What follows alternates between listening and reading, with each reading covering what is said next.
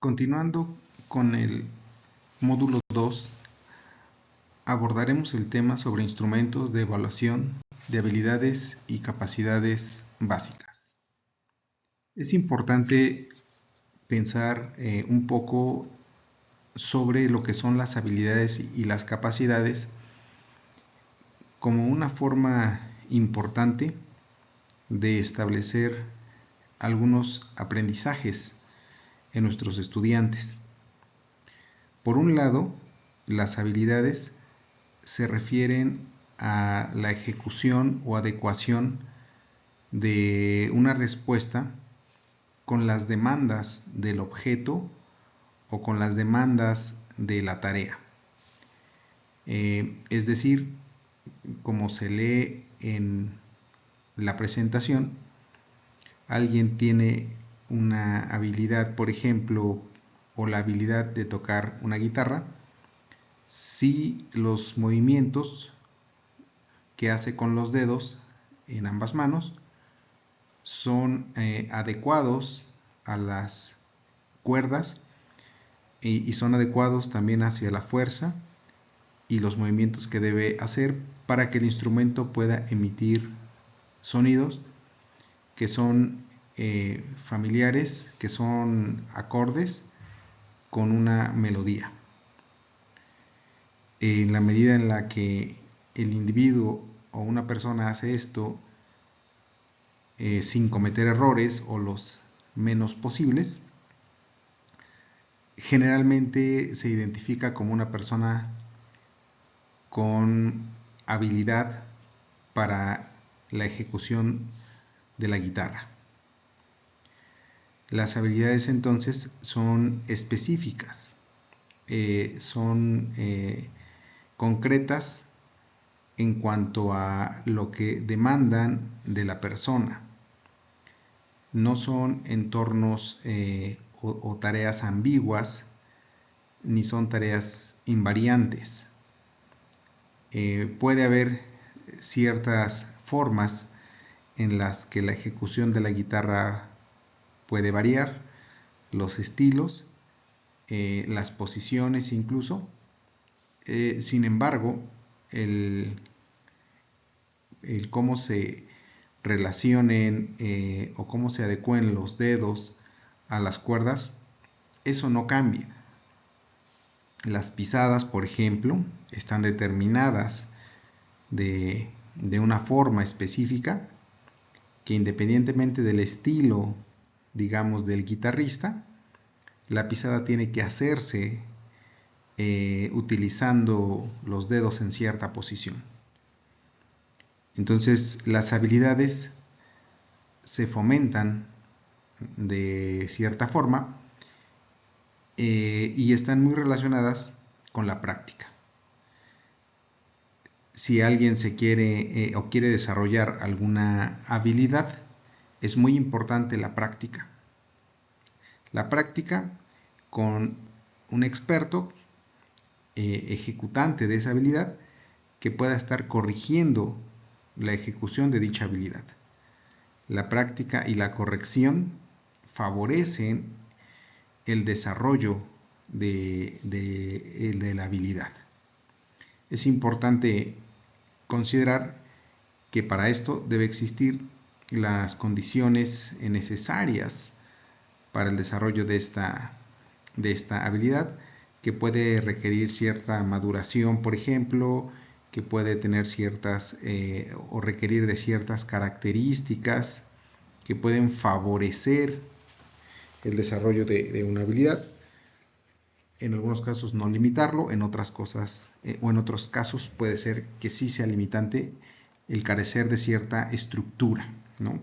Por ejemplo, para el básquetbol puede favorecer en algunos casos la altura del jugador, pero el que un jugador tenga poca estatura no significa que no podrá desarrollar la habilidad, ¿no? Simplemente tendrá que desarrollarla de otra forma, posiblemente requiera un entrenamiento tal vez distinto en algunos aspectos, pero es posible desarrollar esa habilidad. Sobre las capacidades,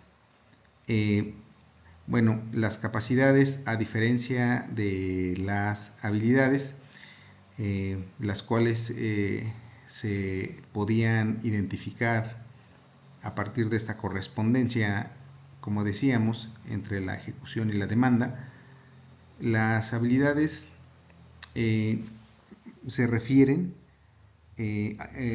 a lo que un individuo puede hacer en un futuro, puede hacer en un momento en el que no lo está ejecutando, y esta probabilidad de hacer algo se basa en dos criterios, un criterio modal y un criterio disposicional, que vamos a platicar un poco.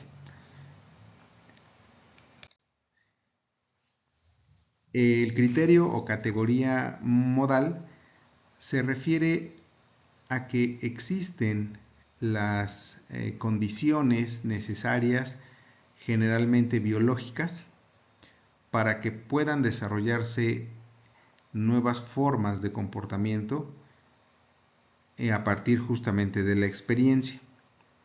Entonces, como se puede leer también en el ejemplo de la diapositiva, un individuo que ha madurado en cuestiones de equilibrio, de coordinación, de desplazamiento,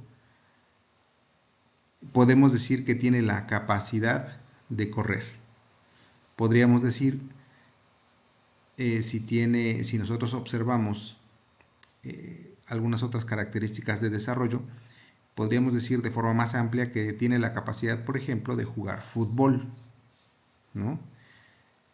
Que no hay alguna limitante para que él aprenda a jugar fútbol. No significa que el decir que tiene la capacidad, que únicamente necesita desearlo, ¿no? O que únicamente necesita tener la intención o el propósito. Esto no es suficiente. Solamente quiere decir que están ahí los elementos, pero falta que se entrene, falta que se aprendan, falta que se desarrollen incluso algunas habilidades para tener la capacidad de. Digamos que tener la capacidad es como tener los elementos, tener una hoja, tener lápiz, tener goma, borradores, y decir que ahí están los elementos para hacer un dibujo. Pero los elementos solos no van a hacer el dibujo. Y el individuo por sí solo, digamos, o simplemente por tomar los elementos, no va a ser capaz de producir un dibujo. Todavía hacen falta las condiciones, las metodologías, los procedimientos de enseñanza para que esto ocurra.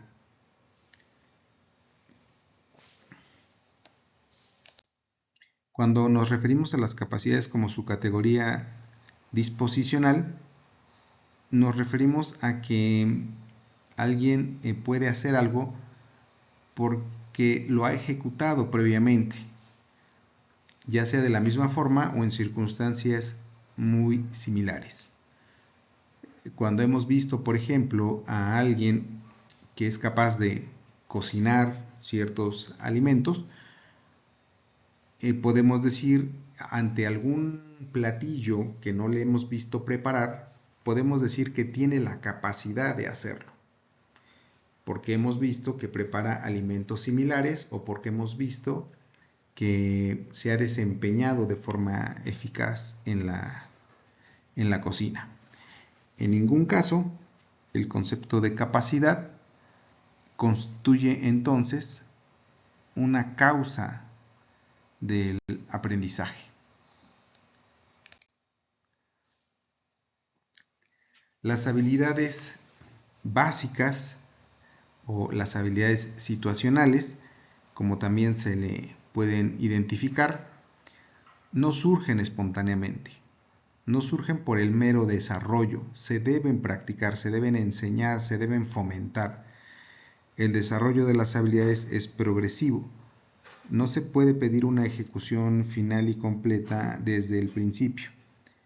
Puede ser lento, tomar días, semanas, meses, en algunos casos años, cuando hay alguna condición limitante. La forma de identificar que la habilidad se está estableciendo es que se cometen menos errores. El individuo comete menos errores, o lo hace más rápido, o lo hace con mayor facilidad. Una habilidad que deja de ponerse en práctica se puede deteriorar, aunque si se tenía la habilidad puede ser que se recupere más o menos de forma rápida si se practica nuevamente y el tiempo que se dejó no ha sido extenso. Una habilidad no se expresa necesariamente de la misma forma en distintas personas. Las características individuales pueden hacer que dos personas, por ejemplo, tengan la misma habilidad para dibujar. Podemos decir que es la misma habilidad para tocar un instrumento musical, aunque cada quien tenga un estilo particular para hacerlo. Como dos jugadores de fútbol que pueden ser hábiles para jugar este deporte, pero cada quien lo hace a su estilo. Entonces también podemos decir que las habilidades pueden ser motoras, pueden ser verbales, cognitivas, y generalmente se requiere una combinación de ella para lograr aprendizajes más complejos. Las habilidades pueden desarrollarse entonces de forma vertical o de forma horizontal. De forma vertical significa que la habilidad se va haciendo cada vez más compleja. Es decir, por ejemplo, a lo mejor un niño que en primer lugar podía manejar un patín de 4 llantas. Después puede manejar un patín de 2 llantas. Después una bici. Después una bici más grande. Después de la bici a lo mejor una moto. Es decir, la habilidad va escalando en cuanto a la dificultad a la que se enfrenta. Pero también puede ser horizontal. Puede ser que un niño con su bici cada vez pueda hacer más cosas, se vuelva más hábil para hacer cosas con la misma bici, no la cambia. De repente a lo mejor puede manejar con las dos manos, después puede manejar con una mano y a lo mejor puede manejar la bici sin agarrar el volante, es decir, sin manos, como se dice coloquialmente. A lo mejor también después puede subir banquetas, puede dar giros, ¿no? Como hemos visto tal vez a algunos jóvenes que con sus bicicletas o patinetas pueden hacer, son muy hábiles para hacer diferentes suertes, ¿no? Como le llaman. Entonces a eso se refiere el desarrollo horizontal. Un niño que por cuestiones de desarrollo no pueda tender hacia el desarrollo de una habilidad verticalmente, debemos procurar su desarrollo horizontal.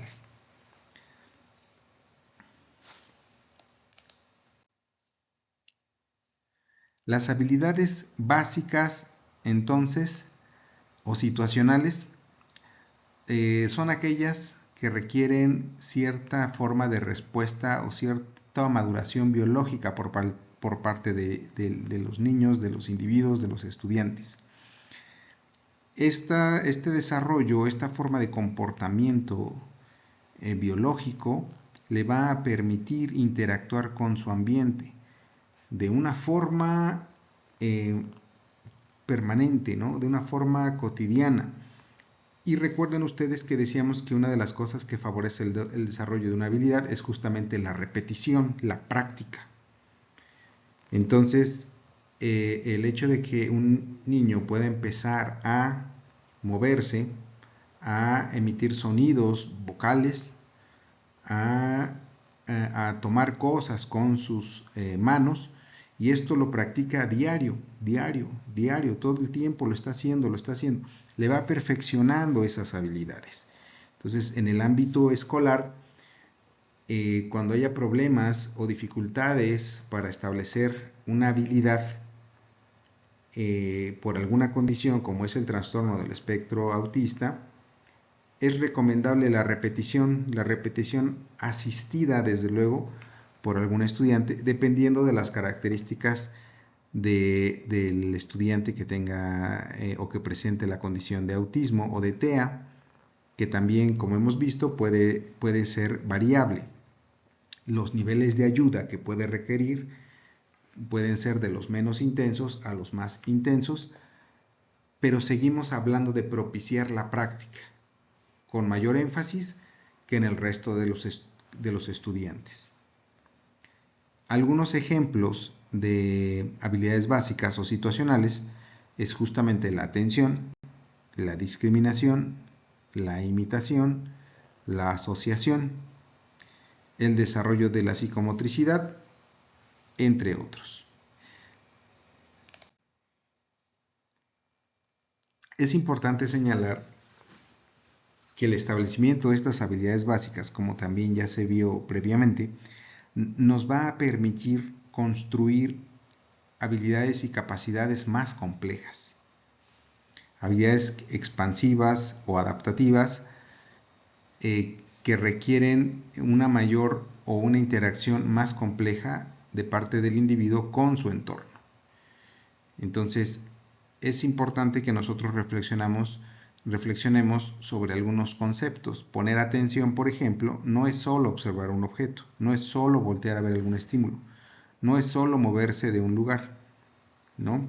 Es identificar los elementos, las características de una tarea para realizar o satisfacer un criterio. Alguien está poniendo atención y podemos evidenciarlo a partir de su ejecución. Por ejemplo, si yo quiero hacer un barquito de papel y quiero que el estudiante lo imite, entonces la forma de evaluar que él está poniendo atención, cuando cuenta ya con los repertorios biológicos de motricidad requeridos, es que él pueda tener como logro la construcción de ese mismo barquito de papel. Algunos instrumentos para evaluar las habilidades básicas, es decir, la atención, es decir, la imitación, es decir, el seguimiento de instrucciones, son de uso y están a la venta para el público. Algunos de ellos pueden retomarse por diferentes profesionales. Desde luego también requieren esta práctica, requieren este entrenamiento. Por eso es que aquí también, entre otras cosas, en esta presentación no se muestran en extenso. Necesitaríamos hacer o tener cursos específicos para el dominio de un instrumento particular, únicamente para eso, ¿no?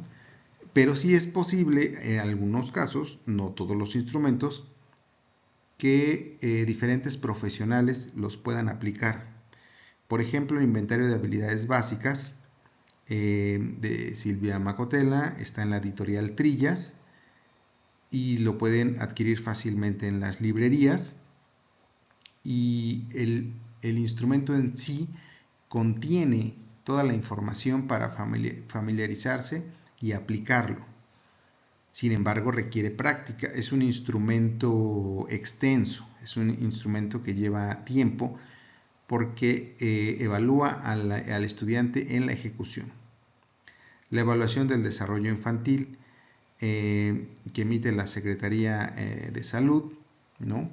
Y publicó, que emite el manual para su aplicación, tiene fecha de 2013 y trae una lista de cotejo que también puede ser de mucha utilidad para poder hacer una valoración en términos educativos, una valoración que puede ser utilizada para tomar como referente el punto de partida del desarrollo del niño.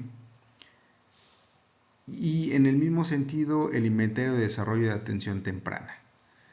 Tenemos estos tres instrumentos, los tres muy amplios, en los cuales conviene que el profesional se familiarice y son de muy fácil acceso, también de muy fácil adquisición. En internet se puede obtener información y referencias de estos materiales sin ningún problema, y conviene saberlos porque podemos, en algunos casos, en algunas instituciones, dependiendo el tipo de escuela que se trate, el mismo profesional puede aplicarlo, el mismo docente podrá aplicarlo en algunos casos, o en otros solicitar que lo apliquen. Conocer los instrumentos no necesariamente significa que yo lo voy a aplicar, significa que puedo valorar con qué instrumentos me están evaluando a mi estudiante, para que a partir de ello pueda hacer una sugerencia. Esto es muy común en el área de la salud, ¿no? Conocemos diferentes formas de que se puedan hacer estudios y a veces exigimos que se le haga al paciente determinado estudio o un estudio en particular porque sabemos que ese es el necesario para que se tenga una información fidedigna, una información certera del estado de salud del paciente. Y esto no significa que nosotros lo sabemos aplicar o que nosotros lo aplicaremos. En términos de la educación pasa algo similar. Conocer los instrumentos me ayudará a familiarizarme con las metodologías que existen para poder evaluar el desarrollo. En términos educativos también me sirve como parámetro para saber con cuántos elementos materiales veíamos anteriormente, cuánta reactividad biológica, para que yo pueda probabilizar el desarrollo de ciertas habilidades o de ciertas capacidades en el individuo. Ahí radica la relevancia de estos instrumentos.